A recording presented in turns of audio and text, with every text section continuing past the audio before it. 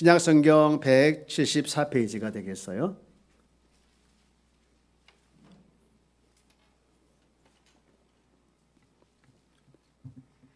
요한복음 15장 18절에서부터 우리 끝절에 있는 말씀까지를 같이 합독을 하도록 하겠습니다. 시작. 세상이 너희를 미워하면 너희보다 먼저 나를 미워한 줄을 알라.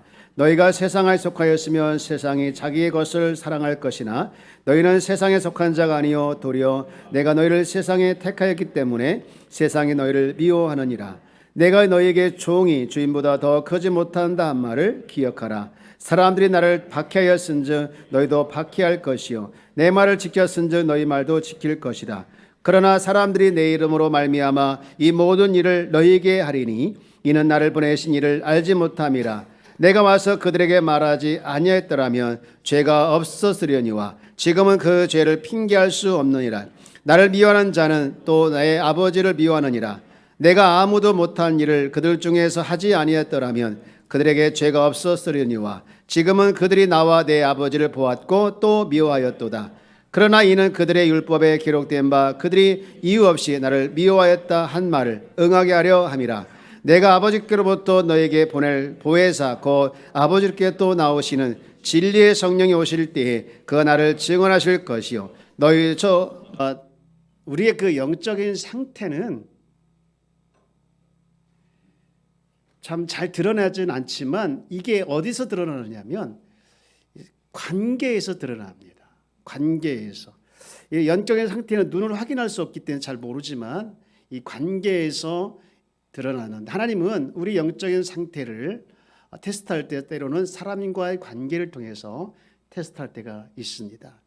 오늘 읽은 이 요한복음 15장 말씀은 그런 부분을 이야기하고 있는데 요한복음 15장은 관계에 대해서 말씀을 하고 있거든요. 특히 지난주에 봤던 것처럼 1절부터 11절, 16절까지 보면 17절까지죠. 보면은 이제 하나님과의 관계에서 딱 붙어 있어야 된다. 포도나무와 가지의 비유를 통해서 딱 붙어 있어야 된다. 그렇게 말씀을 하시고 그리고 사람과의 삶, 이게 좀 확장을 해서 사람과의 관계 속에서도 역시 사랑을 실천하는 관계로 관계 형성을 이뤄가야 된다. 이런 말씀을 하고 있거든요. 그리고 오늘 읽었던 이 18절부터 마지막 절은 요게 이제 사람과의 관계에서 세상과의 관계로 이렇게 말씀하시면서 결론을 내리고 있는데 하용준 목사님 쓴 책 중에 그 요한복음에 관련된 책이 있는데 거기 보면 그 사람을 누군가 사랑하게 되는 관계가 몇 가지 있다는 거예요. 첫 번째 관계는 본능적이고 자연적인 관계가 있습니다. 이거는 이 동물이 그 본능적으로 자기 새끼를 보호하고 젖을 먹이는 것처럼 동물의 사랑이라고 볼 수 있는데 이 젊은 남녀가 만남도 끌리면 서로 사랑의 불길이 달아오르는 것처럼 누가 시키지 않아도 본능적으로 이렇게 관계를 형성해 가는 것이 있고요. 그런가 하면 의무적인 관계가 있습니다. 쌍방적인 관계인데 우리가 흔히 얘기하는 기브 앤 테크.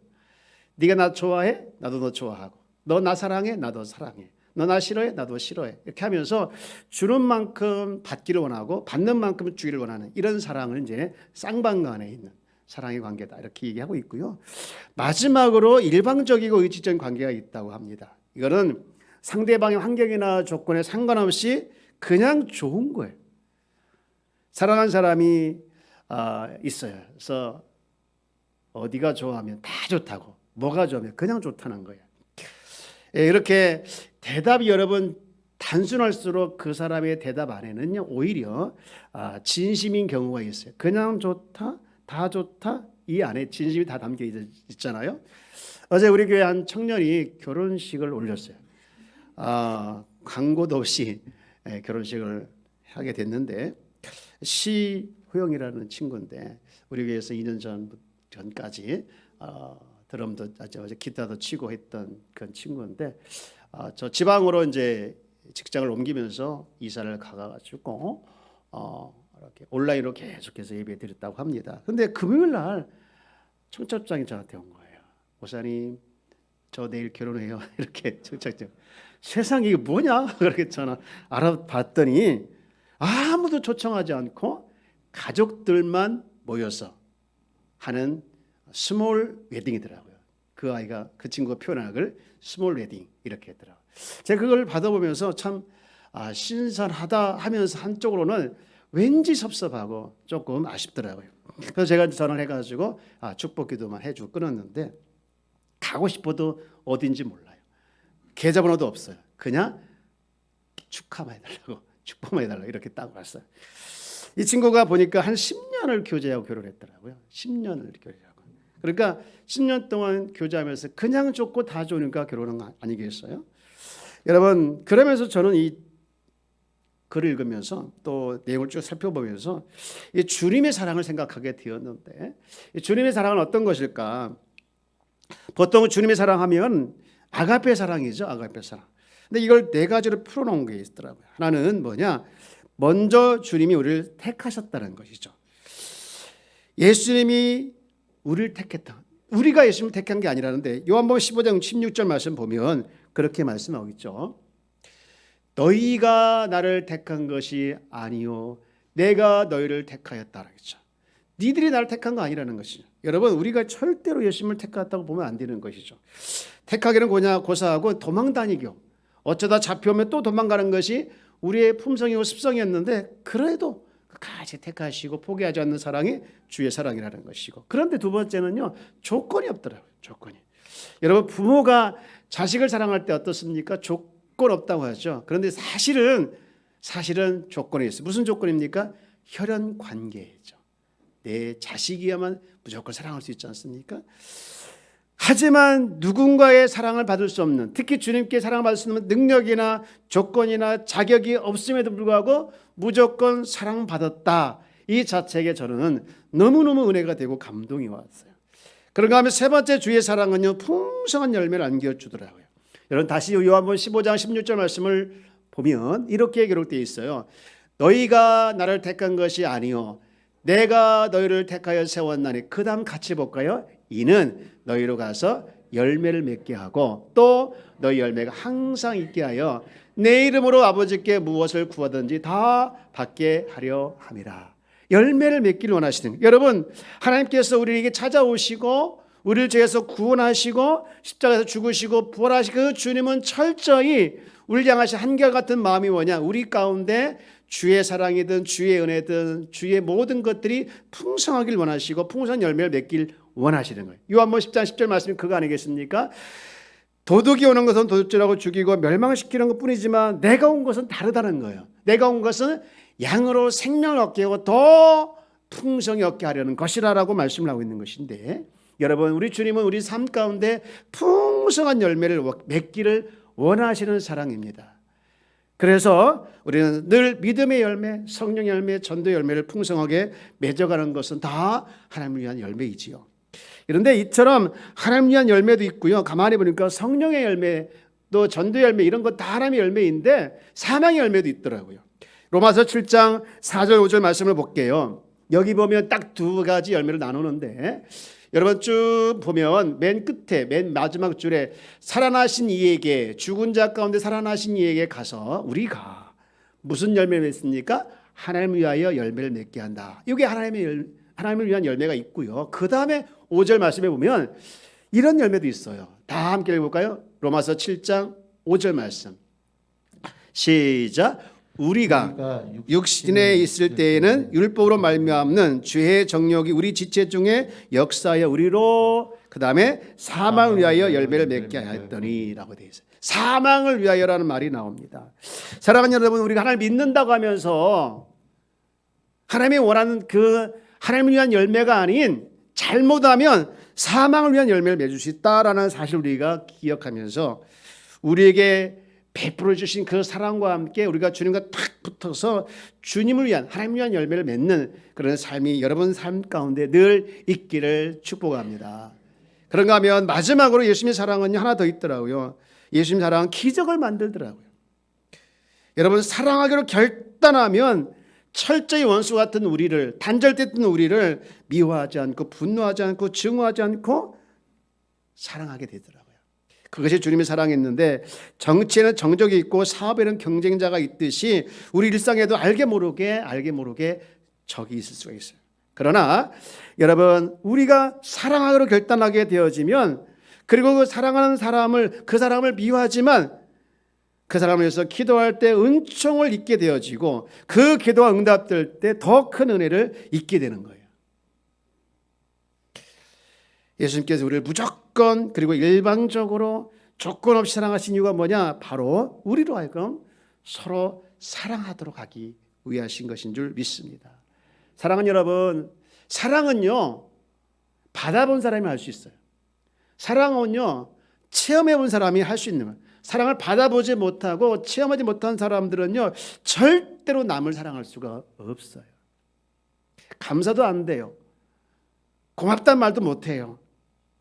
그러나 너무너무 감사하게 우리는 평생 갚아도 못 갚을 그 은혜, 그 사랑을 우리에게 베풀어 주셨습니다.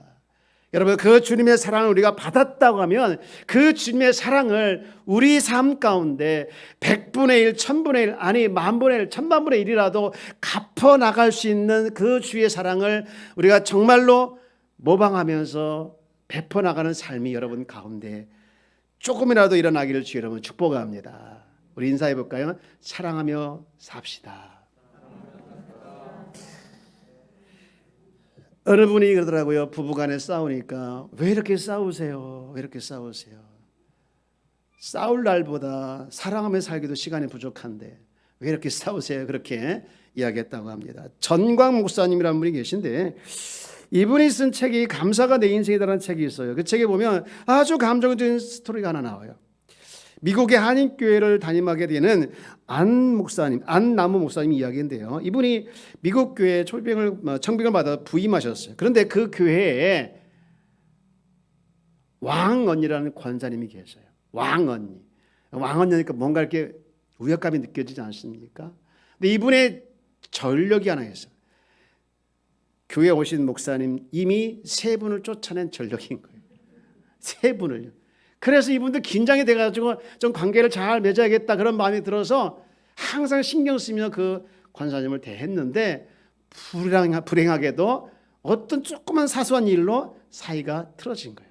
그런데 이 왕안이 얼마나 뒤끝이 있는지 그리고 얼마나 길게 가는지 아무리 목사님이 화해를 시도해도 전혀 먹히지 않는 거예요. 예를 들면 예배 마치고 인사하려고 이렇게 인사하면 손을 내밀면 손을 탁 치고 그리고 횡 돌아서 가고 그 목사님 입장에서 너무너무 괴로운 거예요. 너무너무 괴롭다 못해 잠을 자도 이게 잠이 안 오고 나중에 가위까지 눌리는 거예요. 안 되겠다. 내가 지내 죽겠다 싶어가지고 결정을 하는데 내가 이 교회를 사임을 하겠다. 그 전에 내가 하나님 앞에 먼저 3일 금식하고 사표 내지 말고 그러면서 이제 하나님 앞에 금식하면서 하나님 앞에 정말 괴로운 심령을 다 토해내고 정말 아픈 마음을 사랑하는데 저렇게 아파하는 이렇게 있는 모습을 보면서 너무 괴로워서 하나님 앞에 하소연하면서 울면서 자기 있는 손을 다 토해내면서 기도하는 가운데 하나님의 음성이 들렸는데 무슨 음성이 들렸냐면요. 이런 음성이 들렸어요. 너는 왜 일방적으로 미워만 그 사람에 대해서 감사할 줄 모르냐라는 음성을 듣게 된 거예요. 목사님은 늘 그 권사님이 잘못해서 그 권사님이 자기한테 호의를 베풀었는데 거절해서 이런 문제가 일어났다라고 생각하고 있었지 절대로 그 사람의 고마운 부분을 발견하지 못한 거예요. 그런데 기도 중에 그런 마음이 드는 거예요. 또 그런 생각이 다가온 거예요. 미워만 했지 감사할 줄 모른다. 그래서 이 목사님이 그 음성을 듣고 큰 결심을 합니다. 무슨 결심을 하냐? 내가 이분에 대한 감사가 무엇이 있는지 한번 적어보자 해가지고 머리를 짜내가지고 적어냈는데 무려 이렇게 적어냈어요. 몇 개입니까? 곱하기 10. 50개를 적어냈어요. 대단한 거 아니겠습니까? 스스로 대견했어요. 그런데 억지로 짜내다 보니까 이게 억지로 쓴 거 아니겠습니까? 김권사님, 김권사님 아닙니다. 왕권사님.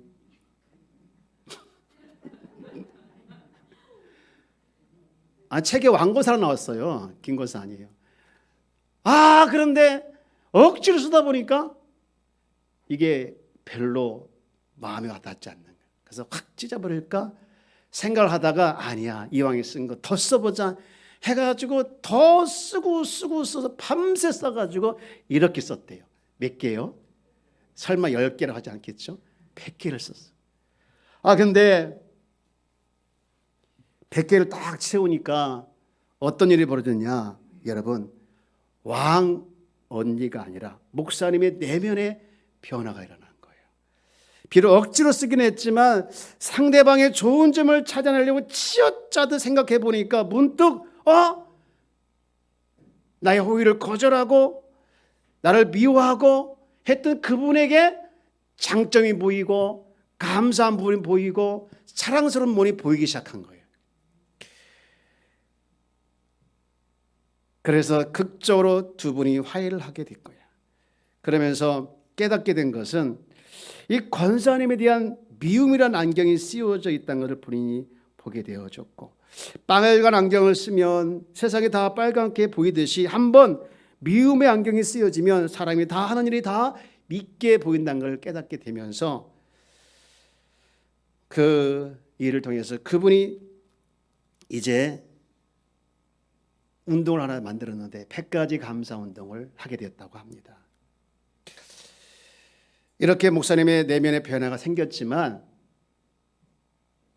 정말 그 좋은 부분, 좋은 모습을 담아서 편지를 쓰고요.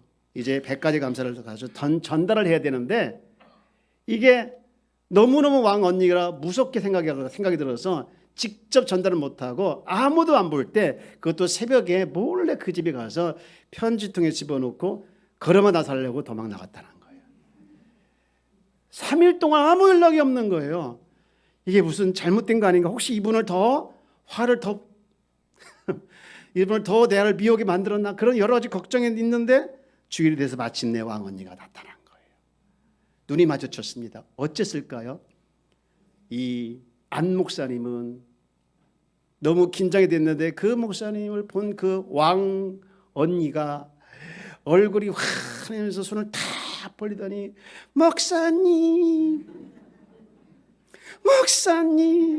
잘 안 어울리는데 목사님이 사람이십니까? 목사님 나는 목사님을 쫓아내려고 했는데 그렇게 못되고 그러는데 어떻게 100가지 감사를 저한테 편지로 보낼 수 있습니까? 제가 그날 아침에 편지 읽고 출근하다 눈물이 너무 쏟아져가지고 사고 날 뻔했습니다. 성경에 이런 말씀이 있습니다. 디모데전서 4장 4절에 하나님께서 지으신 모든 것이 선하매 뭐하면 감사함으로 받으면 버릴 것이 없나니. 그 다음 5절 말씀 볼까요? 하나님의 말씀과 기도로 거룩하여지라. 어떤 경우라도 감사함으로 받으면 버릴 것이 없다. 이것이 대인관계도 그대로 적용이 됩니다. 여러분 혹시 너무 밉고 불편해서 어려운 관계에 있다고 하면 자기 눈에 혹시 이 미움이라는 안경이 쓰여 있지 않은가를 돌아보십시오. 우리는 대인관계 속에서 하나님의 말씀과 기도로 거룩하여지고 그렇게 되어짐을 가지고 정말 미움의 안경을 벗어내고 감사와 사랑의 이 안경을 쓰고 상대방으로 다가가는 그런 훈련을 해야 될 줄 믿습니다. 이 안 목사님의 사례를 통해서 우리가 배워야 할 것이 하나 있는데 그것은 이 대인관계에 어려움이 있으면 이 관계를 풀기 위해서 노력도 해야 되겠지만 인간적인 노력도 필요하지만 먼저 믿음이 작동되어야 되는 거예요. 안 목사님은 이 믿음의 작동을 위해서 3일간 금식이란 그 도구를 통해서 정말 하나님의 강력한 역사를 경험하게 된 거예요. 여러분 이 안 목사님뿐만 아니라 제가 신년 초에 교회 목회를 놓고 금식하면서 기도하기 위해서 갈매산 기도원에 갔던 적이 있었는데 그때 마침 우리 집 앞에서 목회를 하신 목사님을 만난 거예요. 이 목사님도 이 권사님과 갈등 때문에 3일간 금식을 하기 위해서 이곳에 왔더라고요. 제가 그 목사를 만나면서 문득 이 목회를 하는 것이 갈등 목회가 상당히 많구나. 그래서 제 마음에는 갈등 목회가 아니라 감사 목회가 되었으면 좋겠다. 사랑 목회가 되었다. 그런 마음을 갖게 되었는데 그리고 한 가지 목회를 하면서 바람이 있는 것 중에 하나가 성도들이 정말 상처를 안 받으면 좋겠다 그런 마음이 너무 많이 있어요. 하지만 그것은 언제까지나 바람이지 아무리 목회를 잘한다 할지라도 상처를 안 받을 수가 없더라. 그래서 제가 한 가지 깨달은 것이 하나 있는데 하나님께서 쓰시려고 하는 사람은 진짜 쓰려고 하는 사람은 자꾸만 상처를 준다는 것을 알게 되었어요. 제가 어느 책에서 읽었는데요. 이 가나안 농군학교에서 일어났던 일인데, 이 가나안 농군학교 보면 이게 재배를 많이 해요. 뭐 과일도 하지만 고구마 같은 거, 야채를 재배하는데, 이게 여기서 이제 고구마를 재배했는데요. 다른데 고구마와 전혀 다르게 얼마나 큰지 사람 머리만큼 큰 거예요. 여러분 그런 고구마 봤어요? 혹시 그런 고구마 봤으면 그건 분명히 가나안 농군학교에서 나온 고구마일 거예요. 그런데 비결이 뭐냐 물어봤더니 비료를 준 게 아니래요. 비결이 뭐냐? 여러분 고구마 이렇게 보면 그 옆에 풀이 나잖아요. 그래서 그걸 김 매야 되지 않았습니까? 근데 이 김 매일 때 호미로 이 그 호미날로 이삭을 자극을 준대. 상처를 준다는 거예요. 그래서 상처가 아물면 또 자극을 주고, 상처가 아물면 또 자극을 주니까 이 고구마가 열받아서 그렇게 커졌다는 거예요. 여러분 우리 가운데 이런 상처가 있을 수 있습니다. 그런데 상처가 더 커집니다. 어떤 사람 그 상처에 쓰러진 사람도 있습니다. 그런데 그 상처 때문에 열받아 가지고 믿음으로 이런 사람은요 어느 순간 왕 고구마가 될 줄 믿습니다. 어느 의사가 그랬다는 거예요. IQ 150 넘는 아이들 조사해 보니 돌 되기 전에 홍역을 치르거나 때로는 독감을 앓았던 아이가 많이 있대요. 돌이 되기 전에 이 심하게 앓았던 아이들이 정신에 자극을 줘가지고 그렇게 IQ가 150이 된 경우가 있다라고 발표했습니다. 다 그런 건 아니겠지만 그렇다고 해서 여러분 혹시 돌 전에 있는 아이를 야 너 IQ 150 되겠다 해서 독감 걸리게 하거나 뭐 이상하게 하면 안 되겠지요.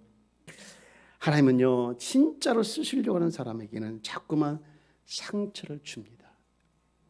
그래서 거물이 되기도 하고 왕 고구마 되기도 하는데 혹시 여러분 가운데 상처받은 분이 있습니까? 하나님이 나를 이 영적인 호미로 자극을 하는구나.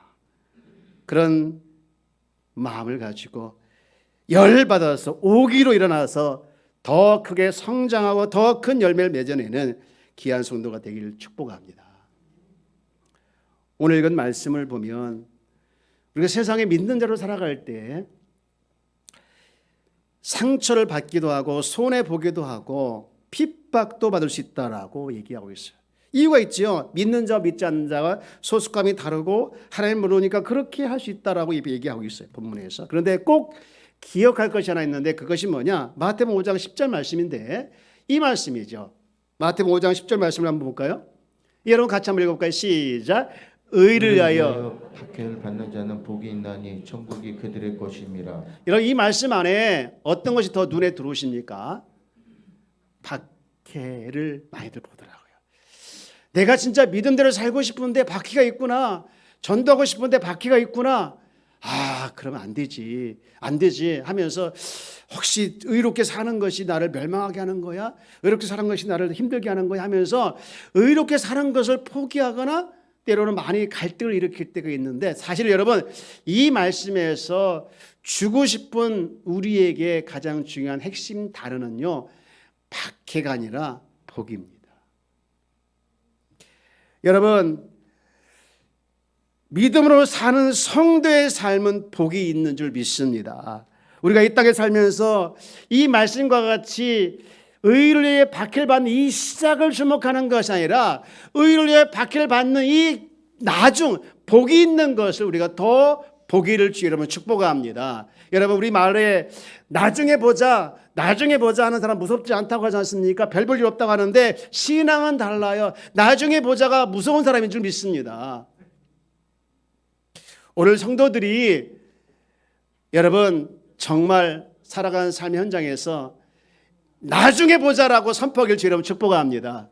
성도의 삶은 지금 고난도 있고 박해도 있고 때로는 핍박도 있고 손해보는 것도 있고 미움도 있지만 그것이 마땅히 성도의 삶이지만 그런 하나님은 그것을 기억하시고 반드시 그 사람에게 복을 주는 이 나중이 있다는 걸 여러분 선포하길 주여 여러분 축복합니다. 그래서 오늘 성도들이 수행할 사명을 오늘 본문에서 이야기하고 있는데 26절 27절 말씀인데 우리 한번 같이 읽어보겠습니다. 여기서 반복되는 단어가 두 가지 나와. 한번 읽어볼까요? 시작. 내 아버지께서 너희에게 보낼 보혜사 곧 아버지께로부터 나오시는 진리의 성령이 오실 때 그가 나를 증언하실 것이다. 27절.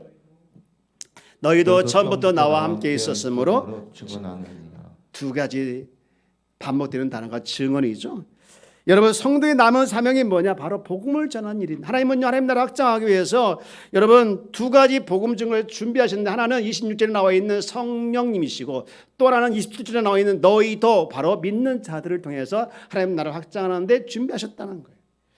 성도가 이 땅에 존재하는 이유는 뭐냐? 바로 복음 증거하는 일이에요. 교회가 중요한 일을 감당하는 것이 뭐냐? 바로 복음 증언. 교회가 교회로서 성도가 성도로서의 가장 중요한 사명과 가장 중요한 일은 뭐냐?